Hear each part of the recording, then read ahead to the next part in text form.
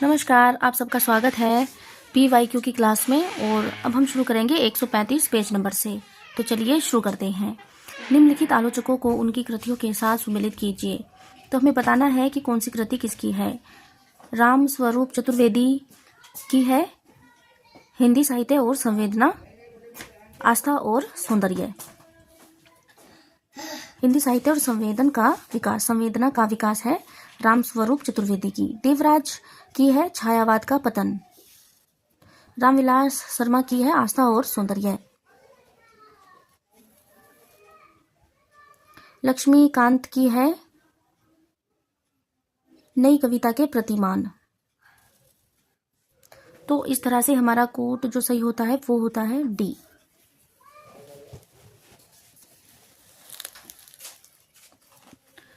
यहाँ पर आलोचक दिए गए हैं, उनकी रचनाएं हैं, उपवर्ष है। राम स्वरूप चतुर्वेदी हिंदी साहित्य और संवेदना का विकास 1986 ईस्वी। देवराज छायावाद का पतन 1948 ईस्वी। रामविलास शर्मा आस्था और सौंदर्य 1961 ईस्वी। लक्ष्मीकांत वर्मा नई कविता के प्रतिमान 1957 ईस्वी। नामवर सिंह कविता के नए प्रतिमान 1968 ईस्वी। अब देखते हैं अगले प्रश्न को। प्रश्न है, निम्नलिखित कहानियों को उनके कहानीकारों के साथ सुमेलित कीजिए। तो हमें बताना है कौन सी कहानी किसकी है। 11 वर्ष का समय है आचार्य रामचंद्र शुक्ल की। दुलाई वाली है बंग महिला। ग्राम है जयशंकर प्रसाद। और रानी केतकी की कहानी है इंशा अल्लाह खां। तो इस तरह से हमारा कोट बी ठीक होता है। यहाँ पर कहानी है, प्रकाशन वर्ष है और कहानीकार है। 11 वर्ष का समय 1903 ईस्वी रामचंद्र शुक्ल। दुलाई वाली 1907 ईस्वी बंग महिला राजेंद्र बाला घोष। ग्राम 1911 ईस्वी जयशंकर प्रसाद। रानी केतकी की कहानी 1808 ईस्वी इंशा अल्लाह खां। राजा भोज का सपना 1850 ईस्वी राजा शिव प्रसाद सितारे हिंद। प्रश्न है, निम्नलिखित उपन्यासों को उनके लेखकों के साथ सुमेलित कीजिए। यहाँ पर उपन्यास है और यहाँ पर उनके लेखक हैं। तो विराट की पद्मिनी जो है वो है वृंदावन लाल वर्मा की। वैशाली की नगरवधु चतुरसेन शास्त्री। दिव्या यशपाल। चारू चंद्र है हजारी प्रसाद द्विवेदी। तो इस तरह से हमारा कोट बी ठीक होता है। अब इसकी व्याख्या देख लेते हैं। यहाँ पर उपन्यासकार है और यहाँ पर उपन्यास है। अब देख लेते हैं वृंदावन लाल वर्मा के उपन्यास। इनके उपन्यास हैं विराट की पद्मिनी 1936, गढ़ कुठार 1928, झांसी की रानी 1940, कचनार 1948, मृग नयनी 1950, टूटे काटे 1954, अहिल्याबाई 1955, भुवन विक्रम 1957, माधवजी सिंधिया 1957, रामगढ़ की रानी 1961, महारानी दुर्गावती 1964, कीचड़ और कमल 1964, सोती आग 1966, देवगढ़ की मुस्कान 1973। अब देखते हैं चतुरसेन शास्त्री को। चतुरसेन शास्त्री वैशाली की नगरवधु 1949, रक्त की प्यास 1951, आलमगीर 1954, व्यय रक्षाम 1955, सोमनाथ 1955, गोली 1956, सोना और खून 1960। अब देखते हैं यशपाल को। यशपाल के उपन्यास हैं दिव्या 1945, दादा कामरेड 1941, देशद्रोही 1943, पार्टी कामरेड 1946, मनुष्य के रूप 1949, अमिता 1956, झूठा सच 1958 और एक भाग है 1960, 12 घंटे 1962, अप्सरा का श्राप 1965, क्यों फंसे 1968, मेरी तेरी उसकी बात 1974। अब देखते हैं हजारी प्रसाद द्विवेदी को। इनके उपन्यास हैं चारू चंद्रलेख बानभट्ट की आत्मकथा, पुनर्नवा 1973, अनामदास का पोथा 1976। और अब देख लेते हैं जैनेन्द्र कुमार को। जैनेन्द्र कुमार के उपन्यास हैं परख 1929, सुनीता 1934, त्यागपत्र 1937, कल्याणी 1939, सुखदा 1952, विवर्त 1953, व्यतीत 1953, जयवर्धन 1956, मुक्तिबोध 1965, अनंतर 1968, अनाम स्वामी 1974, दशार्क 1985। प्रश्न है, निम्नलिखित काव्य संग्रह को उनके रचनाकारों के साथ सुमेलित कीजिए। यहाँ पर काव्य संग्रह है और यहाँ पर रचनाकार हैं। तो जो हिमक्रीटनी है वो है माखनलाल चतुर्वेदी।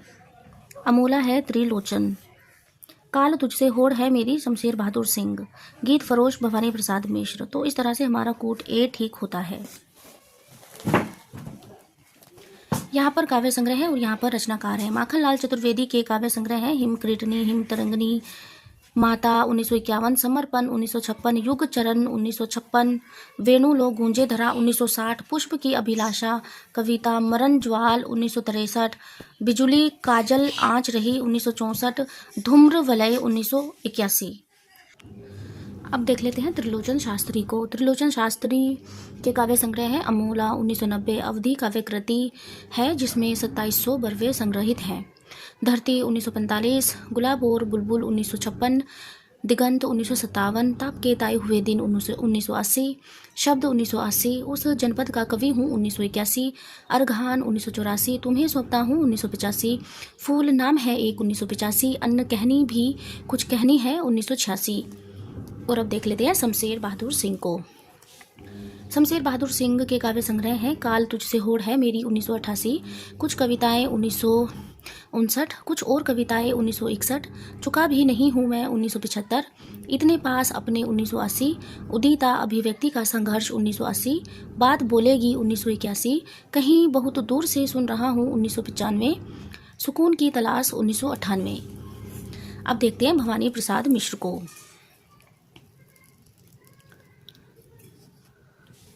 भवानी प्रसाद मिश्र के काव्य संग्रह हैं गीत फरोश 1953, चकित है दुख 1968, अंधेरी कविताएं 1968, गांधी पंचशती 1969, बुनी हुई रस्सी 1971, खुशबू के शिलालेख 1973, व्यक्तिगत 1973, अंतर्गत 1979, नाम तुम आते हो 1979, परिवर्तन जिए 1976, इदम नैमम 1977, त्रिकाल संध्या 1978, शरीर कविता फसलें और फूल 1980, मानसरोवर दिन 1981, संप्रति 1982, नीली रेखा तक 1984, टूस की आग 1985, कालजयी 1980। अब देखते हैं शिवमंगल सिंह सुमन को।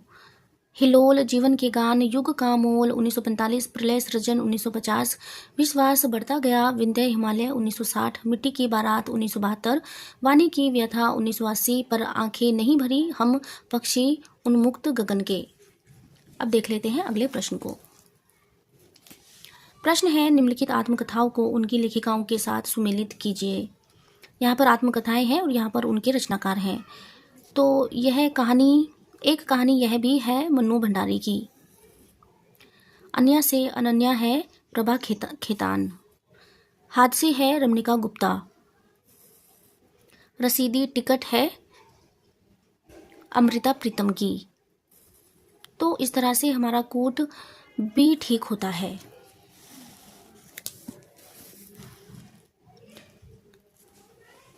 एक कहानी यह भी 2007 मन्नू भंडारी, अन्य से अनन्या 2007 प्रभा खितान, हाथ से 2005 आपहू दरी 2015 रमणिका गुप्ता, रसीदी टिकट 1976 अमृता प्रीतम, कस्तूरी कुंडल बसे 2002, गुड़िया भीतर गुड़िया 2008 मैत्रेयी पुष्पा। अब देखते हैं अगले प्रश्न को। निम्नलिखित कृतियों को उनके लेखकों के साथ सुमेलित कीजिए। ग्लोबल गांव का देवता, तो यहाँ पर कृतियां हैं और यहाँ पर उनके रचनाकार दिए गए हैं। तो ग्लोबल गांव का देवता यह उपन्यास है और ये है रणेंद्र का। झूठन है ओम प्रकाश वाल्मीकि। मुक्ति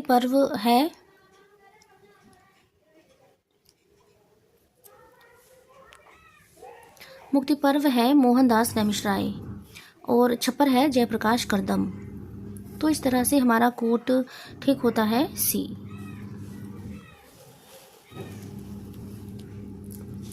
यहाँ पर रचना है और यहाँ पर रचनाकार हैं। ग्लोबल गांव के देवता उपन्यास है रणेंद्र का। झूठन 1997 दलित आत्मकथा है ओम प्रकाश वाल्मीकि। मुक्ति पर्व वीरांगना झलकारी बाई उपन्यास 2003 आत्मकथा अपने अपने पिंजरे 1995। छप्पर है 1994 उपन्यास है जयप्रकाश करदम का। तिरस्कृत 2002, संतप्त 2002 सूरजपाल सिंह चौहान का। प्रश्न है निम्नलिखित उक्तियों को उनके निबंधकारों के साथ सुमेलित कीजिए। यहाँ पर उक्तियाँ दी गई हैं और यहाँ पर उनके रचनाकार हैं। तो गोरख जगायो जोग भक्ति बगायो लोग, जो ये पंक्ति है यह है तुलसीदास की। अनबूढ़े बूढ़े तेरे जे बूढ़े सब अंग, यह जो पंक्ति है यह है बिहारी की। अति सूदो स्नेह को मार्ग है घनानंद, बसो मेरे नैनन में नंदलाल मीराबाई। तो इस तरह से हमारा कूट जो ठीक होता है वो होता है बी।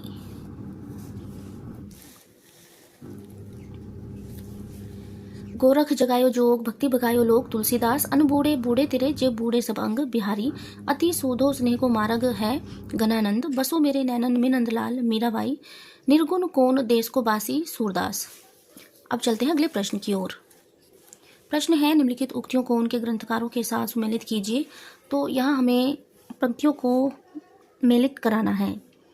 प्रद दोषो शब्दार्थो सन्नु सगु नाव लंकृति पुनः क्वापी, यह जो पंक्ति है यह है मम्मट की।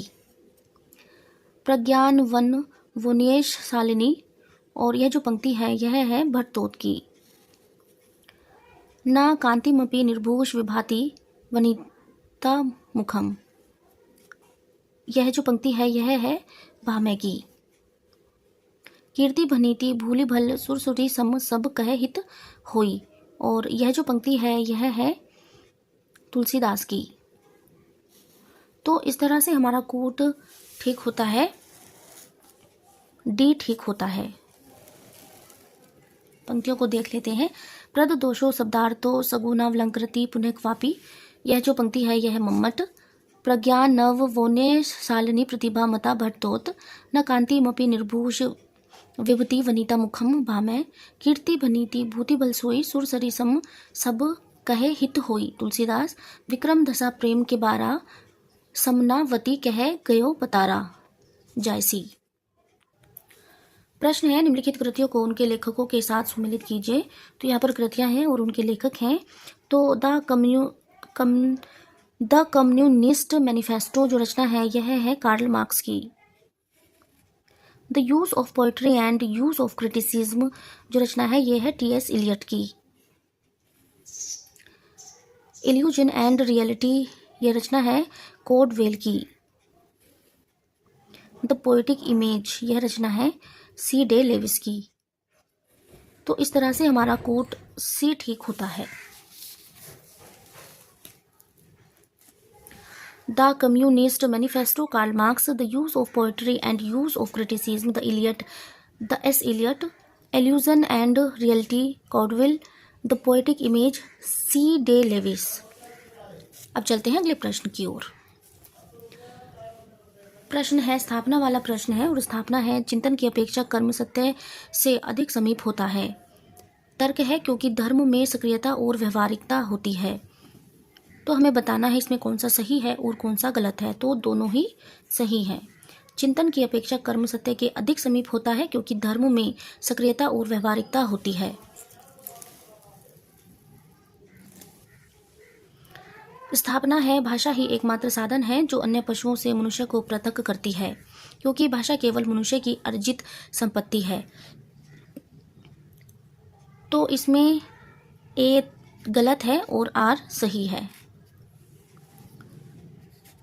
मनुष्य को पशुओं से भिन्न साबित करने के कई कारण हैं। केवल भाषा ही एकमात्र साधन नहीं है। भाषा मनुष्य की सर्वोत्तम संपत्ति है, इसीलिए ए गलत और आर सही है। स्थापना है सीखने का प्रयत्न किए बिना सिखाने की लालसा विफल होती है, और तर्क है क्योंकि सिखाने की आवश्यकता नहीं है। तो इसमें ए सही है और आर गलत है। सीखने का प्रयत्न करते रहने ही सिखाने में सफलता प्राप्त होती है। सीखने का प्रयत्न किए बिना सिखाने की लालसा विफल होती है, क्योंकि सिखाने के लिए सीखने की आवश्यकता है। अतः ए सही और आर गलत है। इस वीडियो में इतना ही। आगे के प्रश्न हम आगे की वीडियो में करेंगे।